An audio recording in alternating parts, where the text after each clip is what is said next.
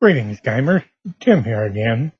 And you may have to excuse me because I've got something going on with my throat that's very strange, causing these weird dry coughs, and then those lead into shaking, mucus-filled coughs. I don't know what kind of illness it is, or if it's just allergies and sinuses conspiring to make me very miserable and not sleep very well. So right now I'm, sucking on some lemon drops, and that seems to be the most effective way of handling it. But even then, it's not perfect. So let's get on with the show. Today is August 9th, 2017, and today's kicker is, what is a good RPG to play for 10 sessions?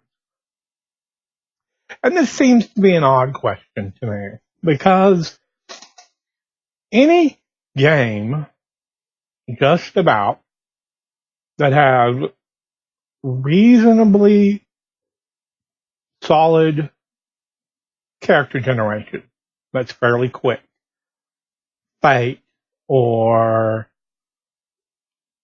Icons or D&D 5th edition or any number of games that I can pick, Savage Worlds, will work over the course of 10 sessions, as long as the GM is willing to build a beginning and an end that 10 sessions can cover.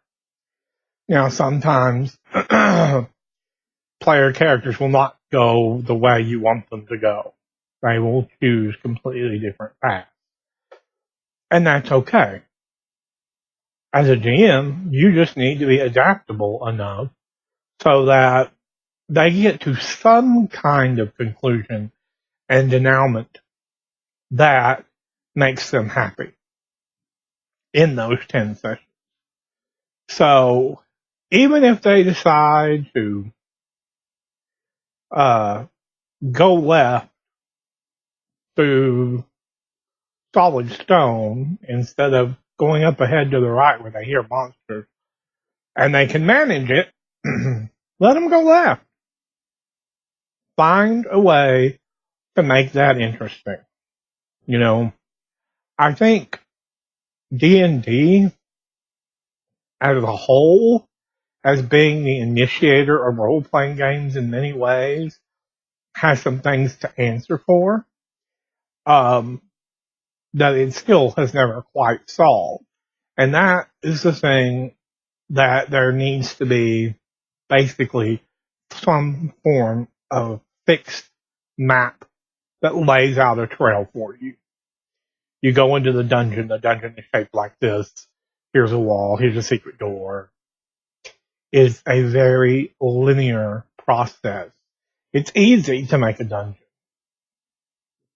I mean, it could be anything from a simple step tomb that you just wind down some steps that's got some traps.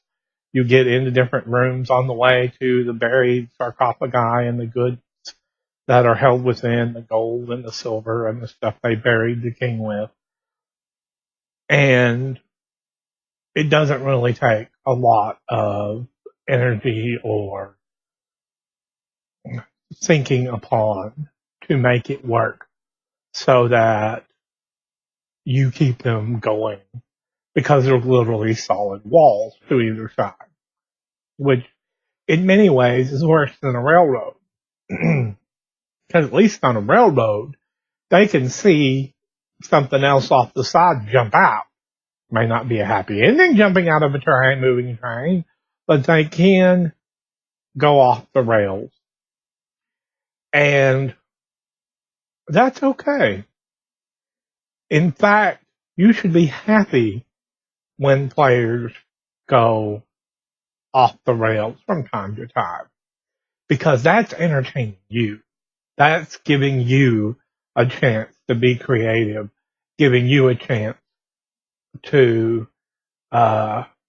add things on the fly, to use material you had not yet intended to use because, they've jumped off the train. And that can make a very fun and interesting game. I firmly believe, with some exceptions, that my point of being a GM as a job is to be their cheerleader, to be the person who antagonizes them as well. Balancing those two out is my need to keep them entertained. I have to make things antagonistic enough that I'm putting real threats against them.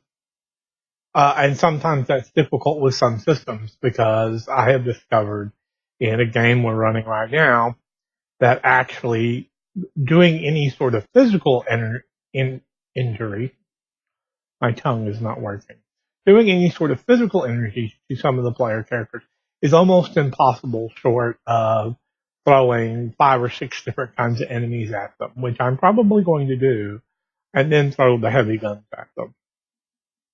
Because they have armor, they have energy shields, they have all of these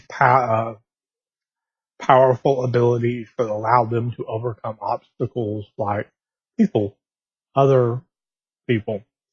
So I need to make the other people at least as tough as they are. Maybe more so, because there's a big group of them, player characters, who can tactically plan together. Yeah, I can have the NPCs plan, but it's never going to be quite the same thing as getting diverse opinions from a group. Because sometimes they sabotage themselves as a group, and sometimes they come up with ideas that work that other people hadn't thought of. So it gives them more brain power to put on a problem than just the GM. And there are games out there that don't require GM, and they're more about choosing who gets to narrate what's going on. And I have not had any real luck with them. I feel a bit too much like you're forcing players to do your job as a GM. And I'm old school in that respect, is that I like the GM role. I like the ability of the GM role to put people on the same page. Because sometimes, even though you have 5 people sign up for a game, online, offline, who are your friends, they don't see what you're describing exactly the same way you do. So it's good that you're there to set the framework and the scene and the scenery, because I can tell you to draw a table, and of all the people who watch this video, of all the people who, can draw a table, no 2 are likely to draw the same table. They're more likely to draw all sorts of different tables that they have in their head. Some may be round, some may be square, some people may be smart alecky and draw, a counting table, or a roll up table, but that's not really drawing, that's designing, but they're related, but different. Somebody might draw a single base, table. Some might draw one with 4 or 6 legs. Some people may have it very basic, some may have it very ornate. But the point is they have all this brain power as player characters, driven by players to pour into something. And you need to bring that brain power to a focus so that they're all getting somewhat similar pictures when you run a game. So any game can be 10 sessions long. You just have to have a beginning and an end. And sometimes the beginning does not have to be the very beginning. You don't have to have farm boys who pick up a sword and because they got bored and go off to the dungeon. You can start in media res and have them being under fire by machine guns in the street, hiding behind cars and other obstacles, and have them explain to you why they are there and why people are shooting at them. And they may all come up with different reasons, but you have the advantage and you can override some of that. And you can also weave it together so that it makes a good story. And since you don't have to write an actual tell me from your childhood what has happened to you, what were you like when you were 5, you can get 10 sessions out of the way rather easily as long as you're only going to what got them involved with people shooting at them, who are shooting at them, and what can they do about it. And that sometimes can form a whole campaign. You can shoot movies that way, starting in the middle of things. Movies tend to want to flashback on you, but in a tabletop role-playing game, it's not necessary. It's just as long as you can get a consensual agreement of why these people are shooting at them, go with it. And that tightens up the framework to make a good 10-session game. They're already involved. They already know they're involved, and they choose why they are involved, and they may be different. But they're all involved with the same actions and are proceeding as a team because they're forced together by the environment and the situation. So it's really hard to say, oh, pick this game for 10 sessions or that game for 10 sessions.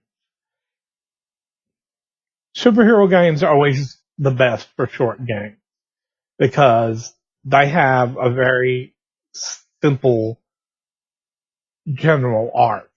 It's the inside details that occur differently, and sometimes they do things completely differently, and that makes them more distinct because now there's a comic book out there or a game out there that the players have followed a different plan from beginning to end than the normal stereotypical or cliched arc that turns up in comic books. And that cliche is usually a bad guy is doing something bad. He draws the player characters in because they are the kind of people who try and stop him. He draws them in for whatever reason. They got a tip from a friend, a bat signal went off, something got them involved, usually a person. And they take on some goons. They take out the goons, the villain escapes. They begin trying to track down the villain. They find clues at different places he's already robbed or on places he's gone to purchase things. And they basically track him down, probably to fight him and watch him beat them the first time because of his new device that he's built. And then he retreats to use it on a greater scale since he's defeated the heroes, and either thinks he kills them or thinks they're close to dead, whatever. And then the player characters, superheroes, show back up, take him on, and take him down. And that is the most common, cliched, archetypical plot arc for comic books.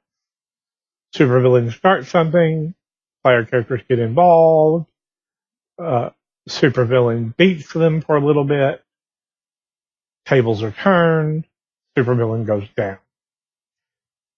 Simple. Can be done in 10 sessions. Sometimes a dungeon crawling style games can be done in 10 sessions. A lot of that depends on the particular game you choose and how big the dungeon is. I have used dungeons in games that are literally dungeons, cells and oubliettes and things that are meant to be in a classical medieval castle and have people in the way. They try and rescue somebody from the prison cell. It's not really much of a dungeon crawl because it's just a series of steps they're going through to get to a normal dungeon.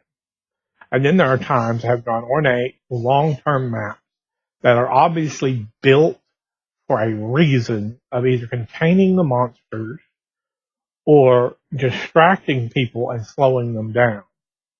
Often that's done by, demons, devils, gods, evil cultists. Somebody built it to basically make it hard to get through so that they can protect something or hide something. And those can take 10, 20, 30, 40, 100 sessions, depending on how they're structured and how big they are. And there are ones like they sell dungeon crawls that are 300-page books that are just, here's this map, here's these rooms, here's what's in them, and ongoing through 300 pages. That's probably not going to get you done in 10 sessions. But you can do 10 sessions. You can do 10 sessions with just about any game. It's just a matter of being willing to get it started, keep it flowing, and getting to the end. Even if it's not the end you wanted or intended. Just don't use Rock's Fall, everybody dies. That's dull. Overused and cliche. Even if the superhero arc is the same way, at least it can be twisted in original ways. But Rock's Fall, everybody dies. Why did you play it in the first place if you're going to end it that way? Anyway, I am done for today, and I'll see you tomorrow. Peace and good gaming.